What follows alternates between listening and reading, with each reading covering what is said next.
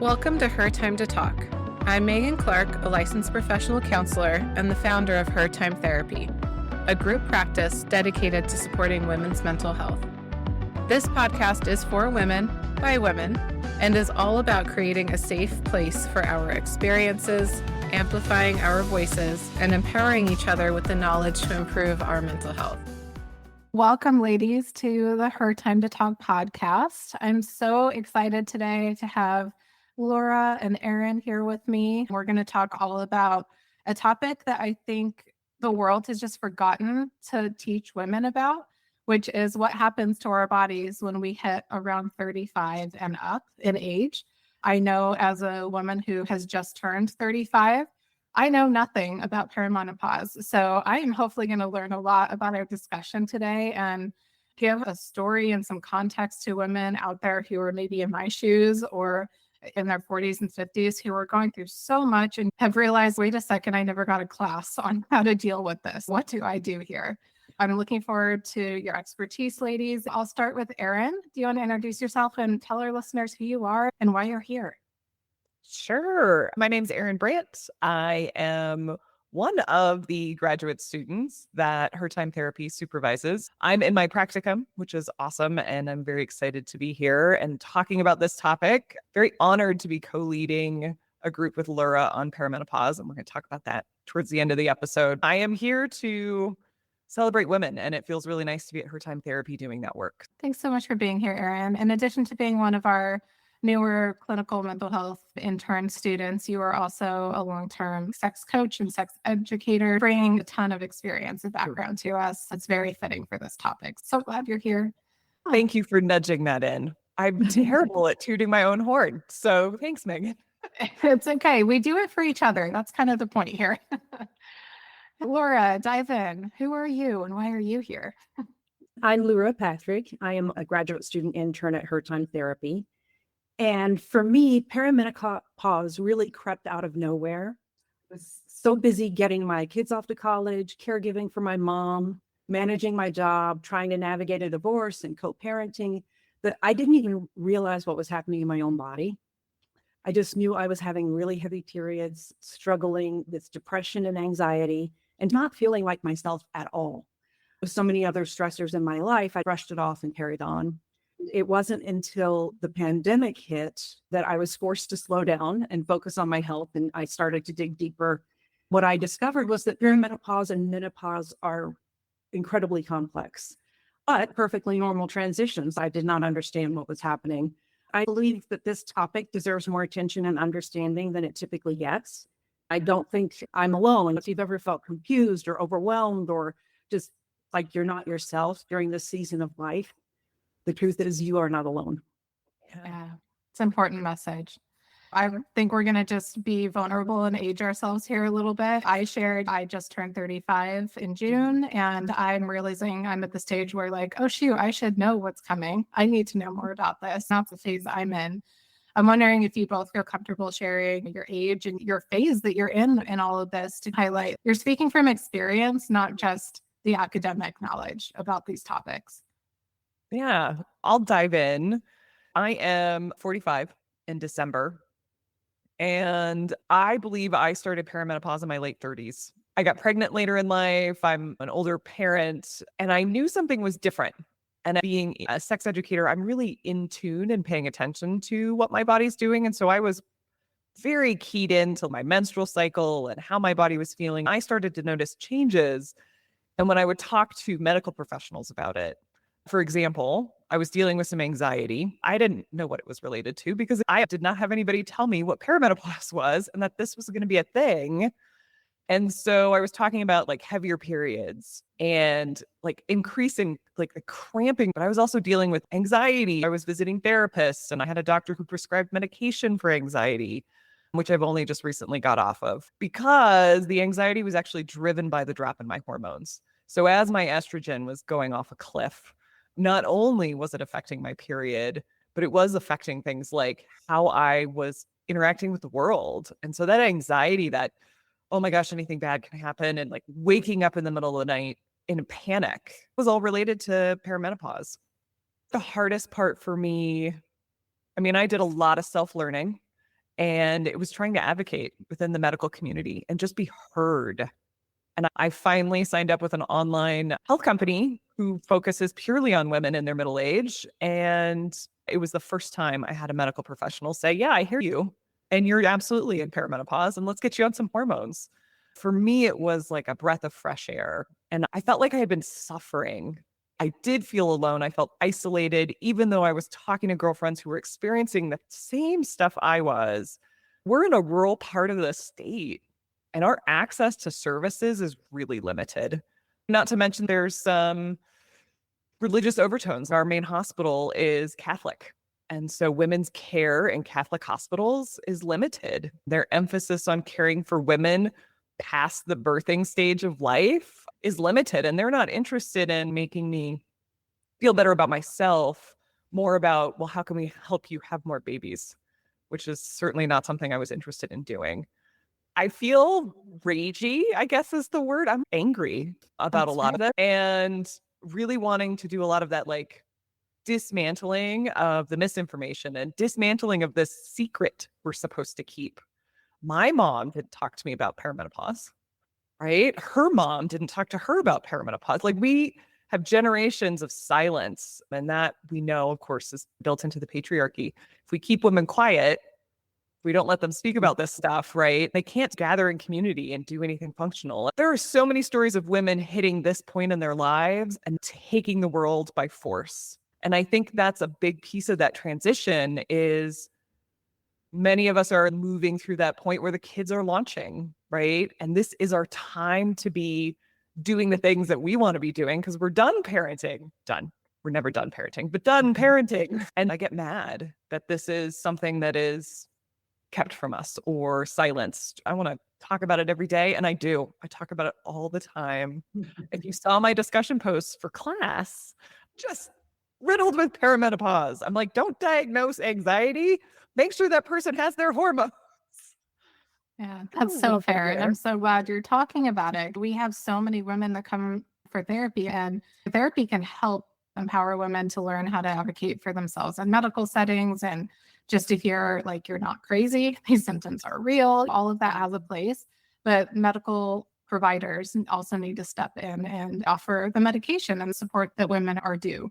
Lurah, I'm curious to hear if your experience echoed Erin's or if yours was a little different. A little bit different. I'm 55 years old. I turned 50 in 2020, and I ended up pretty much white knuckling my way through perimenopause. I avoid doctors like the plague. I have to really have one foot in the grave before I go to the doctor. It's just a personal preference. I'll go for a checkup, but I do not tend to go to the doctor if I can help it. So I unfortunately white knuckled through menopause because my menopause hit right at 50 and menstruation ceased. I was officially in menopause and I still had not sought any kind of medical help. I felt a geriatric. And then I thought, I'm only 50 years old, in the 1800s, 50 was really old. But this is, at that time, 2020, 2021, there's no reason for me to be groaning when I get out of a chair. I could gain 50 pounds. I just felt like my body was out of control. So I got onto some hormone replacement therapy, and it was absolutely a 180 shift, both physically and mentally. Some of the anxiety, depression, lack of motivation just lifted. The brain fog was just, I was like, okay, good. I actually am going to make it. It's going to be all right. And that's kind of my self-imposed rough transition. So I would love to help people not do it the way I did, because really it was not ideal. Yeah, so many generations go through it the hard way. And instead of just continuing that, we can reach a hand back and be like, it doesn't have to be quite this hard. Here's how to do it differently. Here's how to not suffer through these transitions and how to get the care that you deserve. I heard you, Lurah, say my menstruation had officially ceased and I was in menopause. And I'm hearing that there's a delineating point in time. So let's back up and even just talk about what is the definition of perimenopause versus menopause. Perimenopause is peri meaning around. So it's around menopause. So it's the years leading up to the end of menstruation. This is when your hormones fluctuate. And it typically, the average onset is mid to late 40s. However, it can start much earlier, like in your mid 30s. And it lasts 4 to 8 years on average. Menopause is when you've gone through 12 consecutive months without a period, without menstruation. And typical onset in the United States is 51 years of age. Post-menopause, where I am right now, are the years following menopause. Your body is still transitioning. You're losing bone density.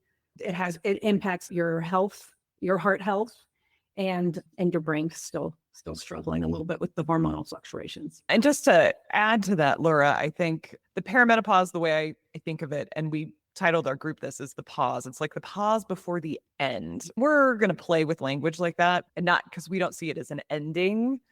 Perimenopause is all that time leading up to it. And I think this is the piece that people get stuck on, is they only think of menopause as like, oh, well, my period stops and I'm done. That's menopause. And that's really just this small moment in time compared to what women are experiencing. And I think what we're not talking about is that beginning 4 to 8 years, or sometimes 10 years for some women. Like, I will probably be one of the folks that has 10 to 15 years of perimenopausal symptoms before I hit menopause and my period actually stops.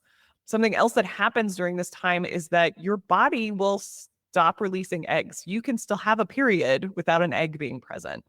And so that's some of the other unspoken piece that's going on, is when our hormones drop like they do, especially in perimenopause, when we hit that ovulation part of our cycle, when we're releasing an egg, our body's working extra hard to get the estrogen all the way up the hill to then release an egg. And it takes a lot to get there, which is why we see these real ups and downs of mood and irritability, how we're feeling, and things like hot flashes and night sweats and insomnia, all this stuff, because our hormones are churning. Our body is working really hard to get us to that place of just, we're going to try to release an egg one more time. And eventually it stops doing that, but we'll still have periods. And then we do finally hit that moment in time when our body just stops bleeding.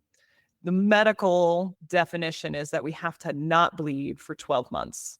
And then we can officially say you're in menopause. If you spot or have any amount of bleeding anytime in that 12 months, you're technically not in menopause. And so it's really interesting to see the medical definitions and look at some of the timelines around it. And then anecdotally hear from people who were like, I think I started symptoms much earlier, or that my body really started to change as I was rolling into my early 40s. And that, I think, is what is really exciting about these conversations, is you get voices in a room, lived experiences in a room, and we get to talk about, hey, this is what perimenopause looks like. It's different for everybody. Some people will not experience what Lurah and I experienced. They'll have really minimal symptoms. They might have a couple years of perimenopause and then they just stop their period. I envy those folks. The things I found surprising was I thought there would be a correlation between how your menstrual cycle affected your body and mind during your reproductive years and the intensity of the perimenopause and menopausal symptoms. I was lucky, and menstruating gave me no issues whatsoever. I rarely cramped, relatively light periods, just was not an issue for me. Half the time I was like clockwork. I knew it was going to come. I took care of business, just moved on. It really was very easy. So I was ill prepared for perimenopause to smack me up the side of the head. Yeah. And it feels like it does that, right? Because we don't often talk about those more subtle symptoms. That, to me, I think, is why having the conversation is so worth it. When we talk about brain fog, I stopped being able to remember people's names. I was always sharp, always good with that kind of stuff. I could have those conversations and follow through. And then one day I felt like I can't remember anybody's name. Now I'm constantly writing stuff down. I take people's business cards. I have notes in my phone.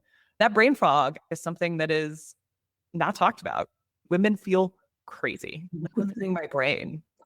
And society perpetuates that messaging, right? It's easy for us to think if we are feeling distressed or we're not okay with this situation we're in life, then something must be wrong with us, because it's not openly talked about that this is hard and it's difficult to even realize you're in perimenopause, because there's such a wide age range when it can start, and everyone's experience is so unique. Hence the power of conversation and the encouragement of women to come together and be really vulnerable and honest about, this is what I'm experiencing. What are you experiencing? And at what point does the tipping level of these symptoms become like, okay, I can handle this on my own and maybe over coffee with a girlfriend, versus I really need to reach out for help in a medical setting, or I need to go to therapy and bring this up with my therapist and work through some of the mental health challenges associated with it. What is the tipping point where you would recommend people reach out to their doctor or to their therapist? That's hard. Your therapist is going to be a softer space to land in to help you navigate your next steps. I think that's a really important piece. I unfortunately didn't find a lot of help within the therapeutic world, but I was seeing people who were maybe a little bit younger than me. And that sometimes is part of the hurdle of finding someone who understands what you're talking about. There seems to be, I don't know, there's like that gap in advocacy. And that I think is another reason to go and see your therapist and talk about, how do I advocate for myself? Because chances of finding a person within the medical community who is going to hear you the first time, I would say is low. I'm not super optimistic. There's lots of reasons for that. One being that medical textbooks don't even have documented structural information about the clitoris. We don't have full body conversations within the medical community about women's bodies. Like, they don't actually learn the structure of the clitoris, which frustrates me to no end. So I'm hesitant to be like, yeah, go see your doctor. But maybe you have a great relationship with your doctor or a nurse practitioner and you feel really confident. But I get worried about sending people in and then being dismissed. I have a friend. She went to see her doctor. She was describing her perimenopausal symptoms to this person, and the doctor said she was hysterical. They use the word hysterical. Wow. Which we know, right, as practitioners in the counseling world, that this was a diagnosis in the DSM for women in the 30s, 40s, and 50s of, you're just overly emotional. And we haven't done better. We haven't moved beyond that really by now. That is just sad and anger inducing for sure. Yeah. I think that's happening in spaces like Her Time Therapy and with learners like Lurah and I who are in these conversations saying, why are we going to anxiety first as a diagnosis? What's this person's age? What's going on in their world, specifically around their body? Introducing that as part of the conversation. Have you talked to anybody about your hormones? The interesting thing that I learned when I saw somebody in June was that I was like, do you need to get labs? Do I need to get labs done to check my hormone levels? And the doctor was like, we could check your labs. Sure, you could get labs done today, but if I had you do labs tomorrow, it'd be different. Every day it's going to be different. And that's part of what's happening in perimenopause. Our body is constantly changing, and women already have a cycle, right? That almost every week or every few weeks, we're into a totally different stage of our hormone levels because of that menstrual cycle. And so it was nice to kind of hear, like, I don't need to prove it with lab work, right? Which would be consistent months of checking where you are in your cycle, getting tested at the same time in your cycle, and like being able to determine that. Instead, it was more like, no, I see and hear you. I believe you when you say these are the things that are happening to your body.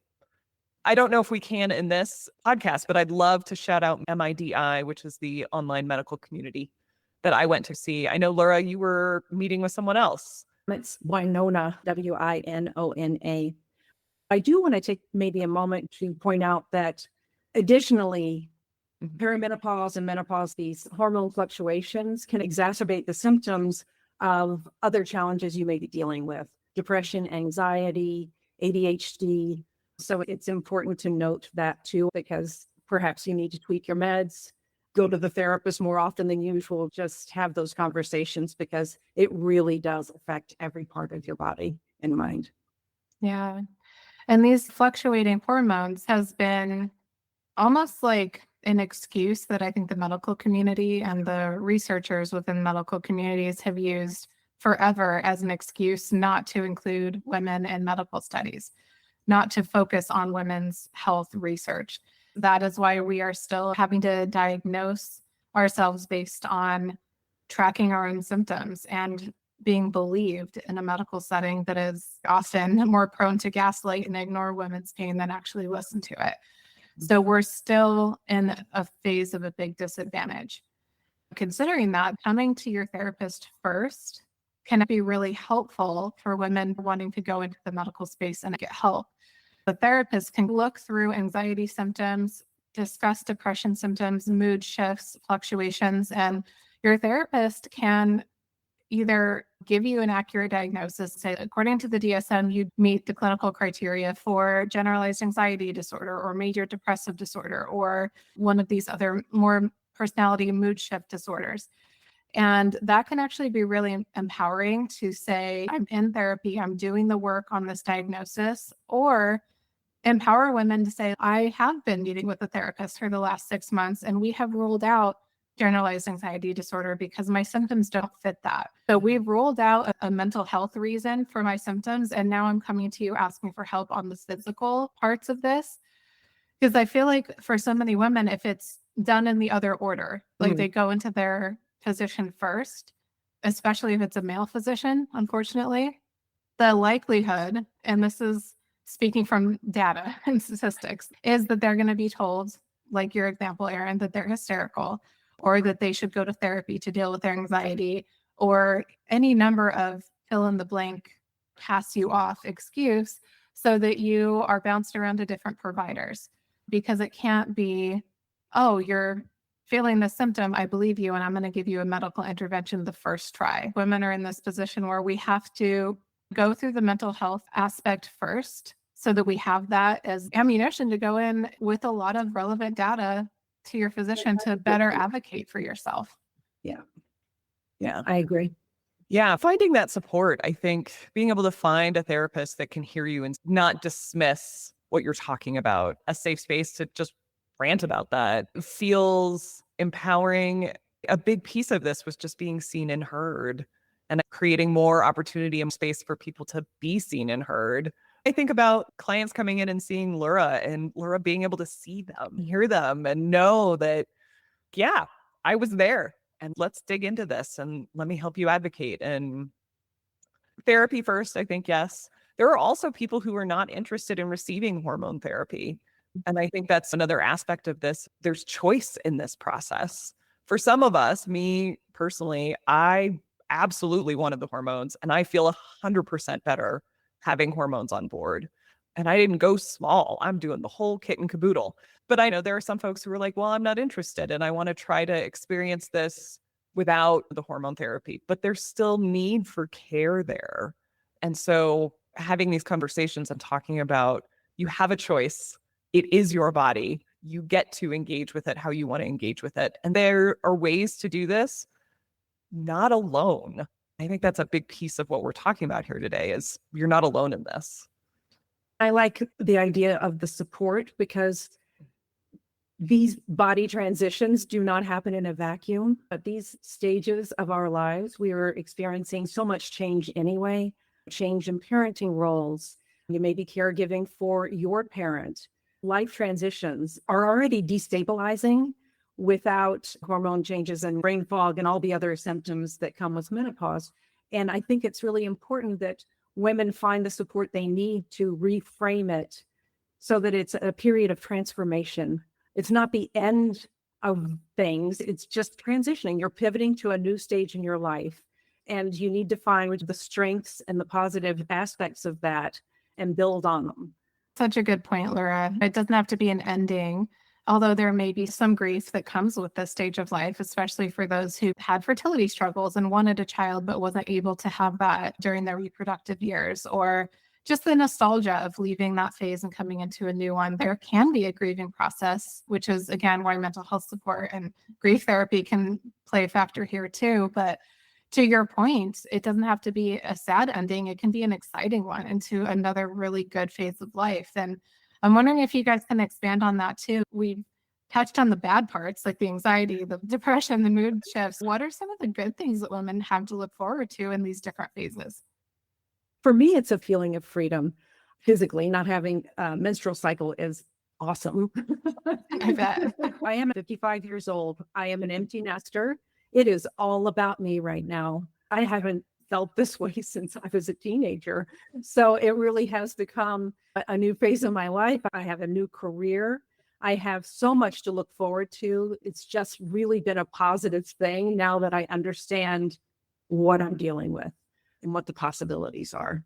I love that, Lurah. I am not there yet, so the bleeding continues. I look forward to that, certainly. But I think there's something about the community that I've built as a result of going through this and asking all the other women in my life, what's going on with your body? What's happening with you? I'm having this going on. What are you? We've built a community of support within my circle, and that feels so nice. It's always nice to build that community and have that space to come together. It's not organized. We're not meeting every Thursday or something like that, but we are checking in on each other and taking care. I'm also definitely in my 0 F's to give phase of life. I am not hung up on how people view me. I'm not interested in making friends with everyone or being my best self. It is about me and taking up space. Now, I've kind of always done that, but there's just something about being in my 40s that I'm like, oh, I think shift in hormones has released some of that, I don't know, patriarchy blanket of performing. And I'm a lot less performative in how I show up in the world and more forgiving of myself. So I think that transition and part of the process of going through this has really been forgiveness of myself and moving forward in a way that takes up space unapologetically. That's so great to hear. As someone in her mid-30s, I love seeing you two at these stages of 10 and 20 years ahead and giving me something to look forward to. This doesn't have to be a scary, sad transition. It can be something even more freeing and an exciting new phase of life, as long as I think about it right, have the right support, and go through it in community. Luckily, we have women like you creating spaces to come together, connect with other women, and share experiences so we can empower each other. I would love it if you would talk a little bit about the Pause, the group you are creating. Tell us more about this space and what it's going to offer women. I think we decided to create the group because medical visits don't leave time for the emotional and cognitive concerns that surround perimenopause and menopause. And the group will give people a space to be heard and learn tools and connect with others. I think one of the most healing things will be learning that you're not alone. That sense of community Erin just spoke to. Yeah. And to give space for people to run through their list of like, this is happening to me. Is this normal? Is this a symptom? To come together in those first couple of sessions and talk about like, am I crazy? Or is this a thing? And like Lurah mentioned, really that community building piece, but then being seen and heard. I'm excited. Lurah's bringing quite a bit to the group around symptom tracking and care for self and these really lovely ways for you to not only be in community, but to take away something from the group each time, maybe a little bit of grounding and a rooting. I feel like Lurah's being very humble. She's really built a beautiful curriculum for this and a plan for us moving forward. I'm here to champion this and contribute. Even though our bodies are changing, it's not that we're failing. There was something very particular about that. And so I don't know if you want to expand on that or not, but I felt like that pulled me in as we were building this group. There were times when I felt like a failure, that there was something with me. All of these changes that you're experiencing are not weaknesses. It's just a transition. It's just a passing phase.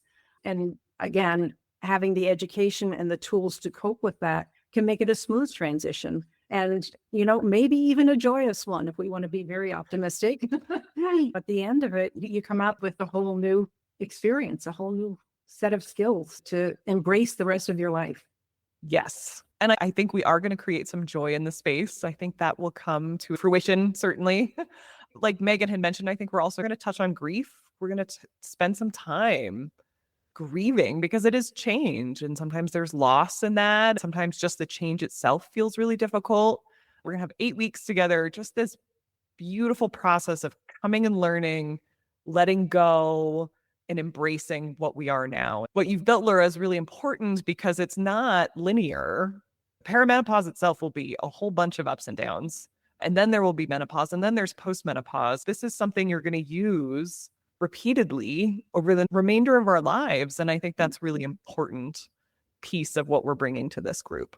This is like the midlife health class that we all need, but somehow just wasn't built into society anywhere for us. So you guys have noticed that gap and actually built it. This group is going to give women so many tangible things to walk away with, like a symptom tracker and knowledge of what symptoms are associated with what phase. When does it start? When are those delineating factors moving from perimenopause to menopause? There's so much rich education and actual coping skills and tools that you guys are going to teach. But in a more broad, bigger sense, I see it as an opportunity to overcome human giver syndrome. For those of you who haven't listened to my former episodes talking about human giver syndrome, I really encourage you to go back and listen to it. To summarize, it's basically this way that women are conditioned to exist to give back to others. Women are celebrated when we start our periods because we're entering this phase of womanhood where we can reproduce, we can create families, we can put so much out into the world from ourselves. People love us in that phase.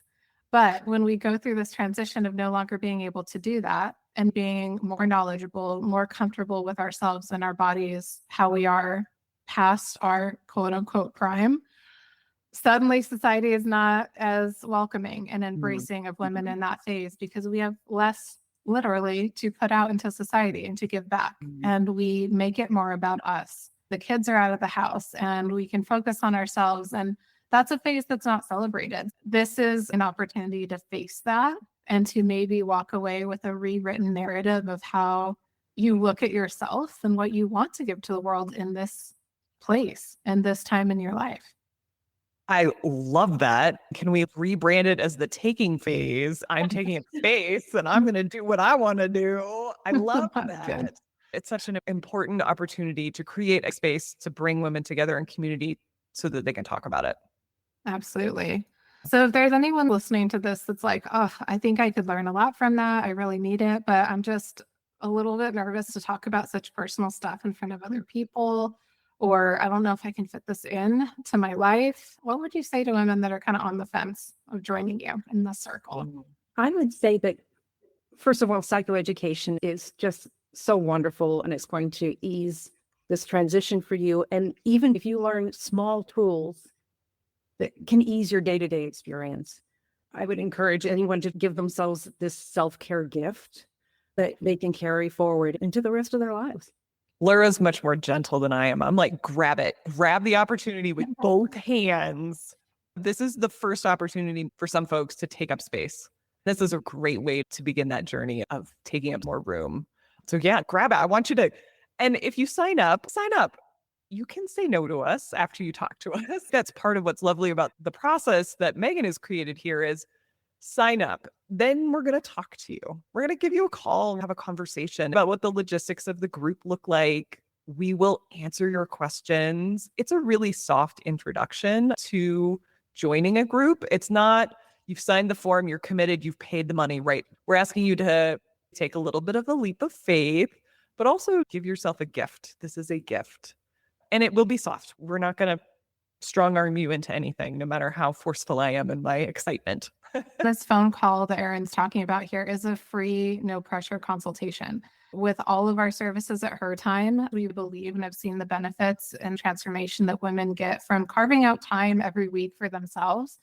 If you're not sure it's this group that you want to spend your precious time on, or if maybe you'd benefit more from a one-to-one therapy session with Lurah or Erin, a free consult call is a great place to start so that you can talk through that with Lurah or our care coordinator, Andrea. We have a whole wonderful, empowering team of women here at Her Time that love to support you and welcome you.